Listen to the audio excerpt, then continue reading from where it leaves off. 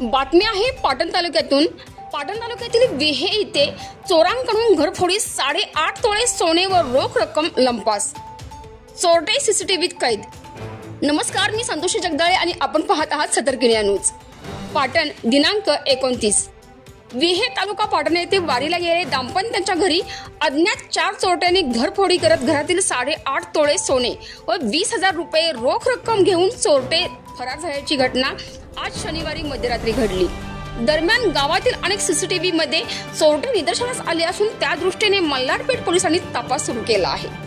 या चोरीमुळे परिसरात भीतीचे वातावरण देखील निर्माण झाले आहे। सदरील घटनेबाबत पोलिसांनी दिलेल्या माहितीनुसार वेहे तालुका पाटण येथील लक्ष्मी मंदिराच्या पाठीमागे वास्तव्यास असणाऱ्या आनंदराव गणपत मोरे यांच्या घरामध्ये शनिवार दिनांक 28 रोजी रात्री 1:30च्या सुमारास चोरी झाली। यामध्ये बंगल्यास प्रवेश केल्यानंतर समोर असणाऱ्या दाराची कडी कटावीने तोडून घरात प्रवेश केला व घरात कोणीच नसल्याचे निदर्शनास आल्याने चोरट्यांनी घरातील लॉक असणारे कपाट कटावीने खोडून त्यामधील ड्रावरमध्ये असणारे 8.5 तोळे सोने व 20,000 रोख रक्कम चोरून नेली।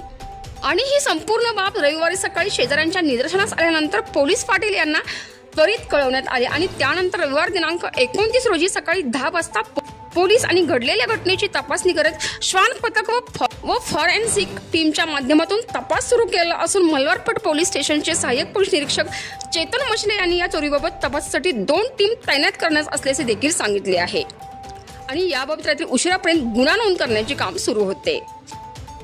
आणि या संपूर्ण महत्त्वपूर्ण अपडेटसाठी सतर्क न्यूज पाटण तालुका विभाग प्रतिनिधी नितीन खरमोडे सह संतोषी जगदाळे, सतर्क न्यूज वेहे तालुका पाटण।